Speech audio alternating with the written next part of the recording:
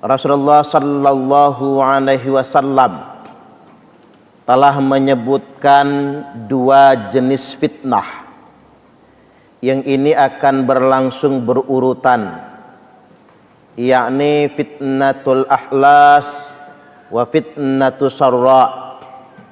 Kalau kita terjemahkan secara sederhana, yakni ujian di zaman penjajahan dan ujian di zaman kemerdekaan, di mana pada zaman penjajahan kezaliman dan kesewenang-wenangan menampakkan wajah aslinya, yakni sebagaimana wajah iblis, tampil apa adanya sebagai sebuah kezaliman dan kesewenang-wenangan.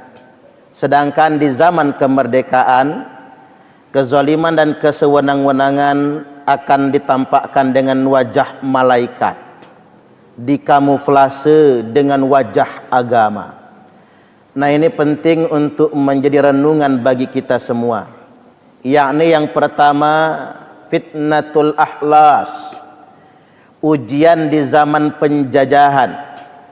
Nabi ditanya, apa itu fitnah ahlas? Beliau menjawab, hiya fitnatu harabin wa harab.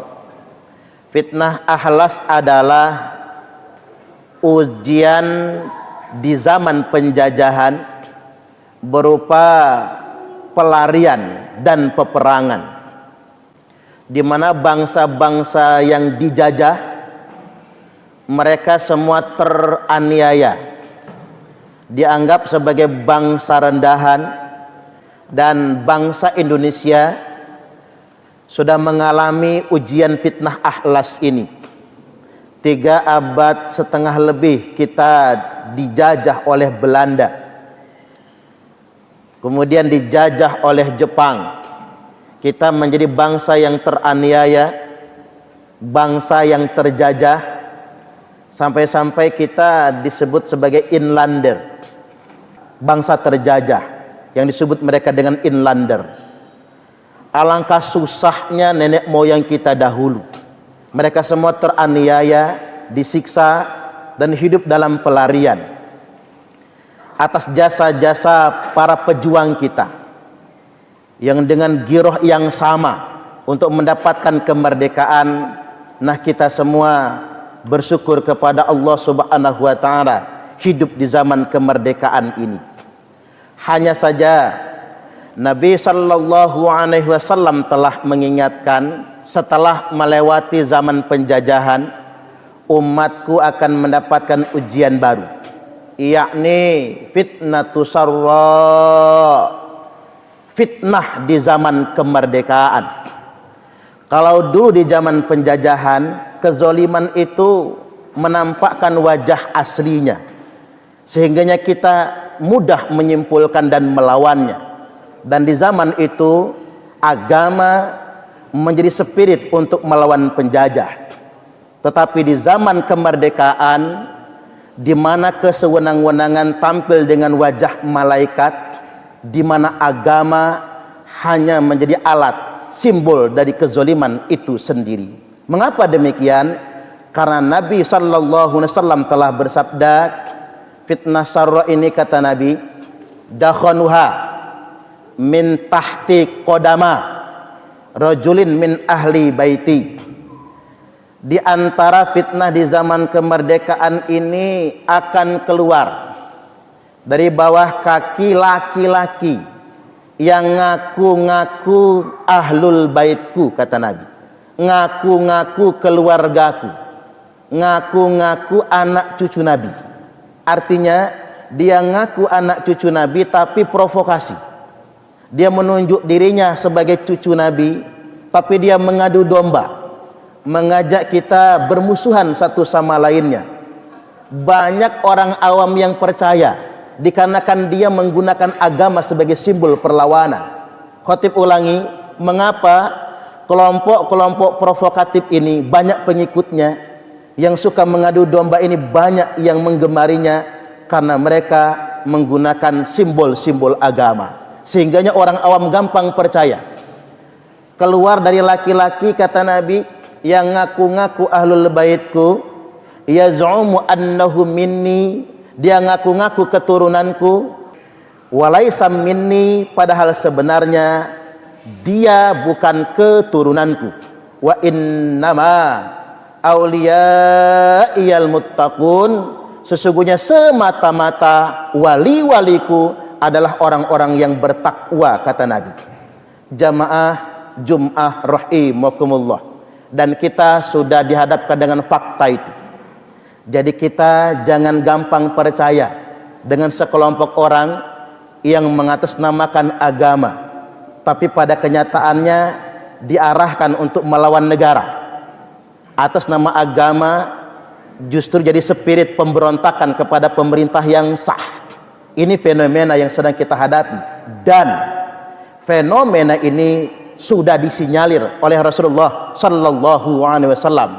Maka beliau bersabda, yakhruju qaumun min ummati, akan keluar sekelompok orang di tengah-tengah umatku nanti di akhir zaman, barangkali di zaman sekarang.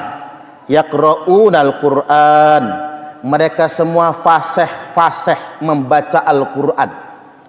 Laisa qira'atukum ila ala qira'atihim bisyai', di mana bacaan Quran mereka kalian tidak ada apa-apanya dibandingkan dengan bacaan Quran mereka. Wala salatukum ala salatihim bisyai', salat kalian tidak ada apa-apanya dibandingkan dengan salat mereka.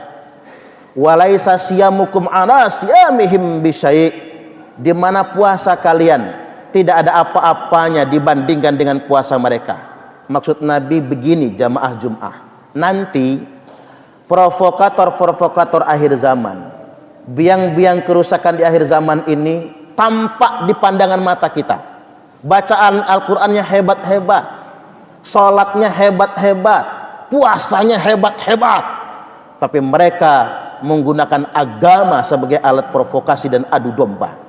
Nah, kalau zaman itu sudah keluar, kata Nabi, fa idza kharaju faqtuluhum, kalau mereka sudah keluar, perangi mereka. Fa inna fi qatlihim ajran liman qatalahu yaumal qiyamah, karena sesungguhnya memerangi mereka itu adalah pahalanya sangat besar bagi yang berani memeranginya pada hari kiamat nanti. Kesimpulannya sederhana. Yang pertama, terlalu lama kita semua dijajah, walaupun kita tidak pernah merasakannya. Yang merasakannya adalah nenek moyang kita semua, dan mustahil kita akan kembali ke zaman itu lagi. Indonesia harus menjadi bangsa yang kuat, harus menjadi bangsa yang hebat.